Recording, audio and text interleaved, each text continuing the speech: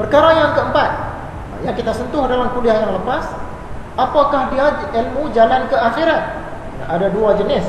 Yang pertama iaitu ilmu mukasyafah, yang disebut juga ilmu batin. Dan yang kedua ilmu muamalah. Inilah dua ilmu yang merupakan jalan ke akhirat.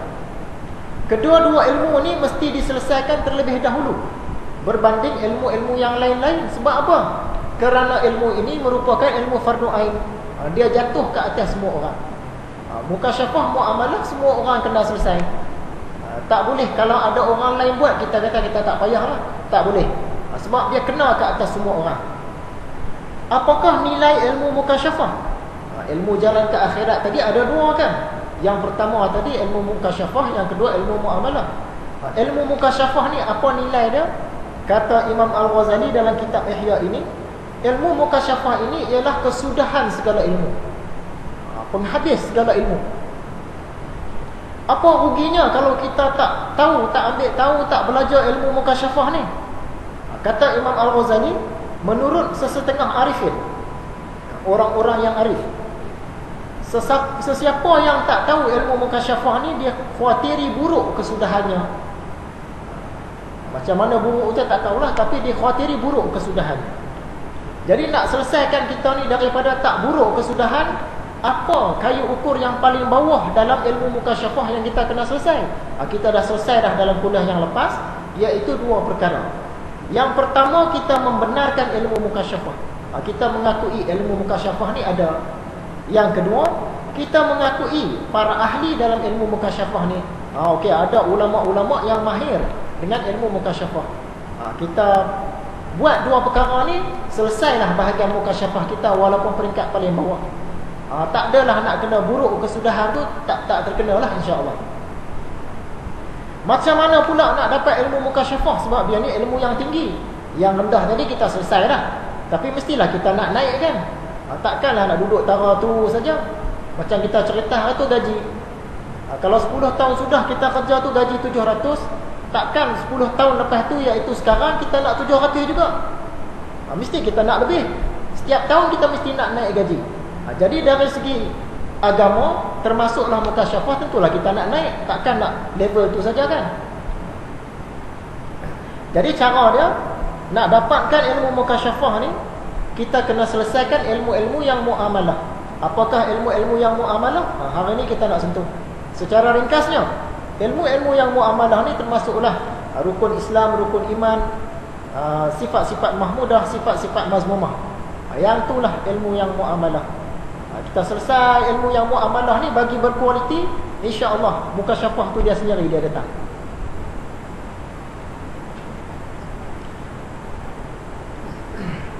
Menurut kitab Mishkatul Anwar, satu lagi kitab karya Imam Ghazali, yang mana satukah sebenar-benar cahaya.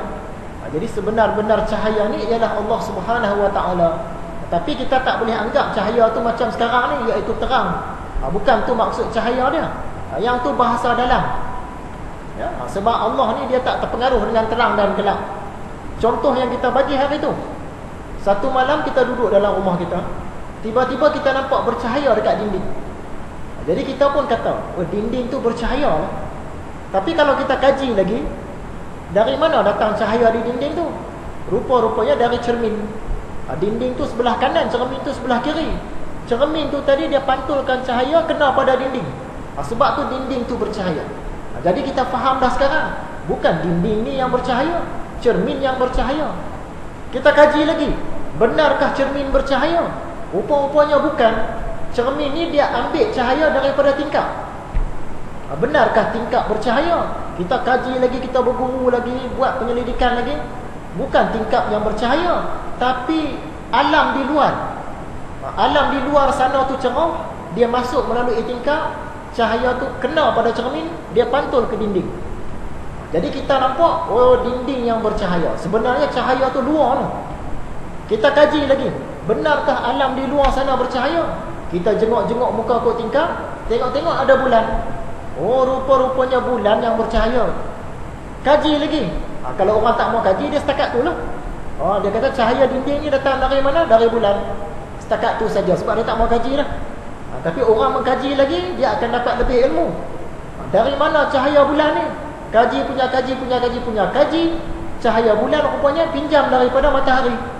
Oh, rupanya bulan tak ada cahaya. Alam tak ada cahaya. Tingkap tak ada cahaya, cermin tak ada cahaya, dinding pun tak ada cahaya. Matahari pun cahaya. Kaji. Dari mana datang cahaya matahari? Rupanya daripada Allah Ta'ala. Jadi bila orang tu dia kaji dalam, mengikut makam-makam dia, akhirnya dia akan dapati sebenar-benar cahaya ialah Allah. Tu yang kata Allah cahaya langit dan bumi. Tu sebenar-benar cahaya. Kemudian dalam kuliah yang lepas, saya ada memberikan cenderahati berupa tulisan-tulisan. Kita nak sentuh sikit dalam kuliah lepas tu tak sempat sentuh. Ada 5 tajuk di sana. Hari ni kita nak sentuh 1-2 tajuk lah. Yang pertama, Buddha, Gautama Buddha. Benarkah Gautama Buddha ni satu orang Nabi? Dan benarkah dia ini satu orang Rasul? Jadi panjanglah cerita dia dalam tu. Kita ringkaskan.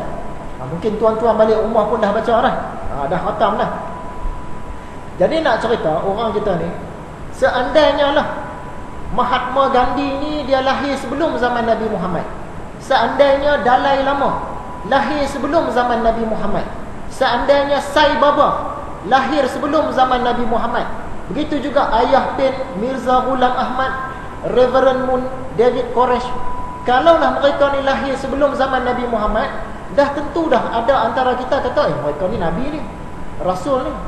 Sebab apa kita beranggapan macam tu? Sebab mereka ini pengaruh dia besar. Mereka ni bawa perubahan. Mereka juga sebarkan kebaikan. Mereka juga bicara tentang hal-hal gaib. Dan mereka juga sentuh tentang Tuhan. Jadi kalau mereka ni lahir sebelum zaman Nabi Muhammad, kita pun akan kata, boleh jadi Gandhi ni Nabi ni. Tapi sebab mereka lahir selepas zaman Nabi Muhammad dan dikatakan tak ada Nabi dah selepas itu, kita tolak. Jadi ada tokoh-tokoh zaman dulu sebelum zaman Nabi Muhammad yang kita sangkakan Nabi, padahal bukan. Sebab pengaruh dia besar, dia cerita tentang kebaikan, dia sentuh sikit pasal Tuhan, pasal pencipta, kita kata ni Nabi kot ni. Macam mana kisah dia dengan Buddha, putra Siddhartha ni? Jadi ada kemungkinan Buddha ini satu orang Nabi, ada kemungkinan juga bukan. Di mana kita nak cari rujukan? Salah satu rujukan utama kita ialah kitab suci agama Buddha itu sendiri, iaitu kitab Tripitaka. Kalau dalam bahasa kita, 3 keranjang.